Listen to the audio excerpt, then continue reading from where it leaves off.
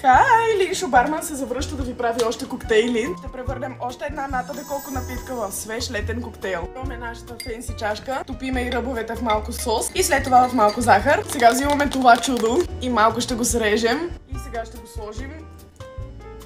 Добре. Пишете в коментарите, ако вече сте познали коя напитка ще сипя вътре. Сега ще вземем едно чадърче. Ще започнем да нанизваме боровинки на клечицата. Време да сипем единствената съставка на нашия коктейл, а именно ната деколко с дъвка.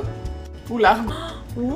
Мисля да сменя тази розова дъвка с черната. Мисля, че ще си отива повече. И за финал му слагаме едно ментово листенце. Ето го видите отблизо. Мисля, че щеше да е много по-яко, ако дъвката беше синя също. Но за съжаление не успях да намеря. Време да го пробваме!